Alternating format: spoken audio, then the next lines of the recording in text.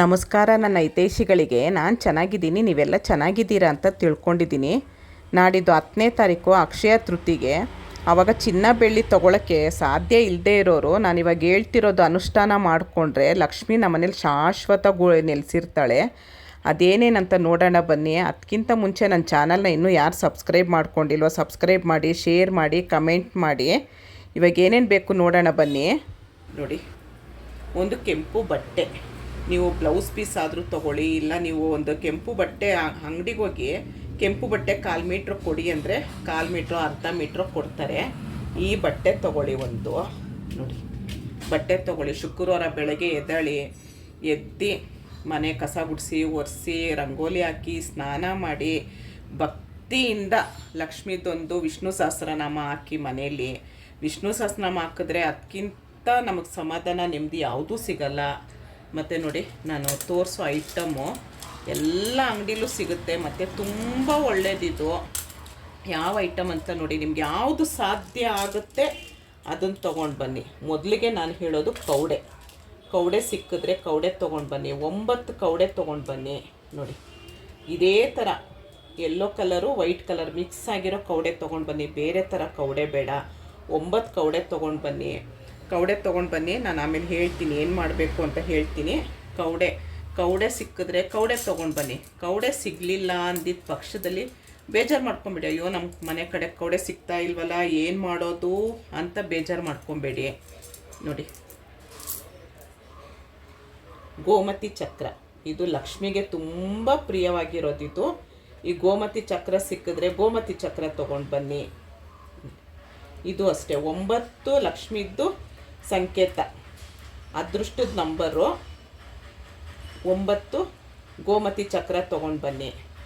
ನೋಡಿ, ಈ ಥರ ಇರುತ್ತೆ ಗೋಮತಿ ಚಕ್ರ. ಇದು ಶಂಕು ಥರನೇ ಚಕ್ರ. ನೋಡಿ, ಚಕ್ರ ಇರುತ್ತೆ. ಇದು ತುಂಬ ವಿಷ್ಣು ಚಕ್ರ, ಲಕ್ಷ್ಮೀ ಚಕ್ರ ಅಂತಾರೆ. ಗಣೇಶನಿಗೆ ಎಲ್ಲ ದೇವ್ರಿಗೂ ಇದು ಇಷ್ಟವಾಗಿದ್ದು. ನಾವು ಇದನ್ನು ಒಂದು ಮನೇಲಿಟ್ಟರೆ ಸಾಕು, ನಮಗೆ ಆರೋಗ್ಯ ಸಮೃದ್ಧಿ ಎಲ್ಲ ಸಿಗುತ್ತೆ ನಮಗೆ. ಇದಾಯಿತು. ನೋಡಿ, ಇದನ್ನು ತೊಗೊಂಡು ಬನ್ನಿ. ಕವಡೆ ಸಿಗಲಿಲ್ವಾ, ಗೋಮತಿ ಚಕ್ರ ತೊಗೊಂಡು ಬನ್ನಿ. ಗೋಮತಿ ಚಕ್ರ ಸಿಗಲಿಲ್ವಾ, ತಾವರೆ ಹೂವಿನ ಬೀಜ, ಕಮಲದ ಬೀಜ ಅಂತಾರೆ. ತಾವರೆ ಹೂವು ಬರುತ್ತಲ್ಲ, ತಾವರೆ ಹೂವು ನಿಮಗೆಲ್ರಿಗೂ ಗೊತ್ತೇ. ಲಕ್ಷ್ಮಿಗೆ ತುಂಬ ಇಷ್ಟವಾಗಿದ್ದ ಹೂವು ಅಂದರೆ ತಾವರೆದು ಬೀಜ ಇದು. ನೋಡಿ, ಇದನ್ನು 9 ತೊಗೊಂಡು ಬನ್ನಿ. ಇದು ಸಿಗಲಿಲ್ವಾ, ಏನೂ ಬೇಡ.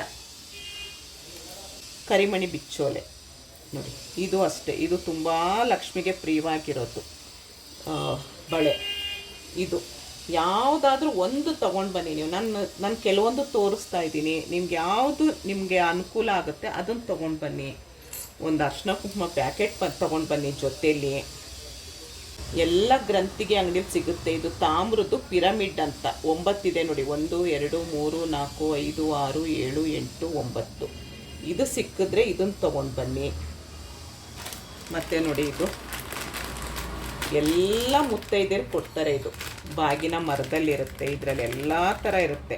ನೋಡಿ, ಬಳೆ ಇದೆ, ಅರ್ಶಿನ ಕುಂಕುಮ ಇದೆ, ಅರ್ಶಿನದ ಕೊಂಬಿದೆ, ಬಾಚಣಿಗೆ ಇದೆ, ಕಣ್ಕಪ್ಪಿದೆ. ಒಂದು ಮುತ್ತೈದೆಗೆ ಏನೇನು ಬೇಕು ಅದು ಪ್ರತಿಯೊಂದು ಇದರಲ್ಲಿದೆ. ಇಷ್ಟು ನಿಮಗೆ ಸಿಕ್ತು ತೊಗೊಂಡು ಬಂದೆ ಅಂದರೆ ಎಲ್ಲ ತೊಗೊಂಡು ಬಂದರೂ ಒಳ್ಳೆಯದೇ. ಇಲ್ವಾ, ಯಾವುದಾದ್ರೂ ಒಂದು ಸಿಕ್ಕಿದ್ರೆ ಒಂದಾದರೂ ತೊಗೊಂಡು ಬನ್ನಿ. ನೀವು ಇವಾಗ ಕವಡೆ ತರ್ತೀರಾ ಅಂದರೆ ಕವಡೆ ಜೊತೆಲಿ ಅರ್ಶಿನ ಕುಂಕುಮ ಒಂದು ಸ್ವಲ್ಪ ನಿಮ್ಗೆ ಎಷ್ಟು ಸಾಧ್ಯ ಆಗುತ್ತೆ ಅಷ್ಟು ಅರ್ಶಿನ ಕುಂಕುಮ ಪ್ಯಾಕೆಟ್ ತೊಗೊಂಡು ಬನ್ನಿ, ಕವಡೆ ತೊಗೊಂಡು ಬನ್ನಿ. ಇಲ್ವಾ, ಗೋಮತಿ ಚಕ್ರ ತೊಗೊಂಡು ಬರ್ತೀರಾ, ಗೋಮತಿ ಚಕ್ರ ಅರ್ಶಿನ ಕುಂಕುಮ ಪ್ಯಾಕೆಟ್ಟು.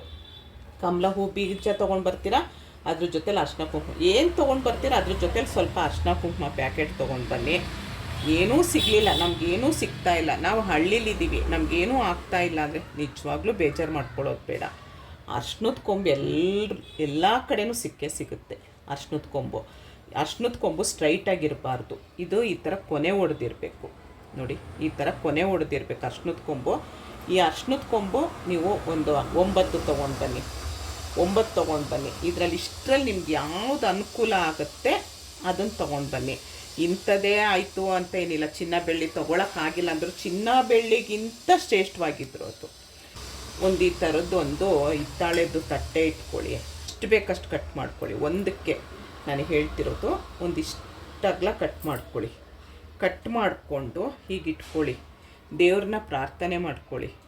ಲಕ್ಷ್ಮಿ, ನಮಗೆ ಚಿನ್ನ ಬೆಳ್ಳಿ ತೊಗೊಳಕ್ಕೆ ಸಾಧ್ಯ ಇಲ್ಲ ತಾಯಿ, ನಾನು ಇದನ್ನು ತೊಗೊಂಡು ಬಂದಿದ್ದೀನಿ. ಇದೇ ಚಿನ್ನ ಬೆಳ್ಳಿ ಥರ ನಮ್ಮ ಮನೇಲಿ ಸದಾ ನೆಲೆಸಿರಮ್ಮ. ಎಲ್ರಿಗೂ ಆರೋಗ್ಯ ಕೊಡು. ಲಕ್ಷ್ಮಿ ಅಂದರೆ ಬರೀ ದುಡ್ಡು ಕಾಸಲ್ಲ, ಎಲ್ರಿಗೂ ಆರೋಗ್ಯ ಕೊಡು, ಎಲ್ರಿಗೂ ಮನಃಶಾಂತಿ ಕೊಡು, ಸಮಾಧಾನ ಕೊಡು ಅಂತ ಏನು ನೀವು ಬೇಡ್ಕೊಳ್ತೀರಾ, ನೀವೇನೇನು ಕಾರ್ಯ ಮಾಡಬೇಕು ಅಂತಿದ್ದೀರ ಅದೆಲ್ಲ ಬೇಡ್ಕೊಂಡು ನೋಡಿ.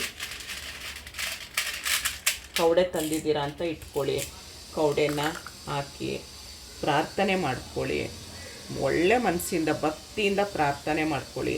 ಇದಕ್ಕೊಂದು ಸ್ವಲ್ಪ ಅರ್ಶಿನ ಕುಂಕುಮ ಹಾಕಿ, ಅರ್ಶಿನ ಕುಂಕುಮ ಹಾಕಿ ನೀವೆಷ್ಟು ನೋಡಿ ಇಷ್ಟು ಹೀಗೆ ಇದನ್ನು ಕೆಂಪು ದಾರ ಬರುತ್ತೆ, ಒಲಿಯೋ ದಾರದಲ್ಲಿ ಗಂಟು ಹಾಕಿ. ಇಷ್ಟೇ ನೀವು ಕಟ್ ಮಾಡ್ಕೊಳ್ಬೇಕಾಗಿರೋದು. ನಾನು ತೋರ್ಸಕ್ಕಂತ ತಂದಿರೋದು ಇದು.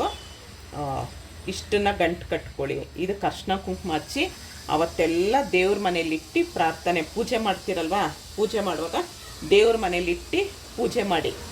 ಆಮೇಲೆ ಮಾರನೇ ದಿವಸ ನೀವು ಅದನ್ನು ತೆಗ್ದು ನೀವು ಎಲ್ಲಿ ದುಡ್ಡು ಇಡ್ತೀರ, ಚಿನ್ನ ಎಲ್ಲಿಟ್ಟಿರ್ತೀರ, ಆ ದುಡ್ಡು ಜೊತೇಲಿ ಇದನ್ನು ಇಡಿ. ಇಷ್ಟೇ, ಇನ್ನೇನು ಜಾಸ್ತಿ ಮಾಡೋ ಅಂತಿದ್ದೆಲ್ಲ ಇದ್ರಿ. ಇಷ್ಟು ಮಾಡ್ಕೊಳ್ಳಿ. ನಿಜವಾಗ್ಲೂ ಲಕ್ಷ್ಮಿದು ಅನುಷ್ಠಾನ ಆಗುತ್ತೆ. ಲಕ್ಷ್ಮಿ ನಿಮ್ಮ ಮನೇಲಿ ಸದಾ ನೆಲೆಸಿರ್ತಾಳೆ. ಇಷ್ಟೇಳಿ ನಾನು ಇವತ್ತಿನ ವಿಡಿಯೋ ಇಲ್ಲಿಗೆ ಮುಗಿಸ್ತೀನಿ. ಖಂಡಿತ ಶುಕ್ರವಾರ ಅಕ್ಷಯ ತೃತೀಯಗೆ ಎಲ್ಲರೂ ಮಾಡಿಕೊಂಡು ಲಕ್ಷ್ಮಿನ ನಿಮ್ಮ ಮನೇಲಿ ಇಟ್ಕೊಳ್ಳಿ ಅಂತ ಹೇಳ್ತೀನಿ. ಇಷ್ಟೊತ್ತು ನನ್ನ ವಿಡಿಯೋ ನೋಡಿದ್ದಕ್ಕೆ ತುಂಬ ಧನ್ಯವಾದಗಳು. Thank you.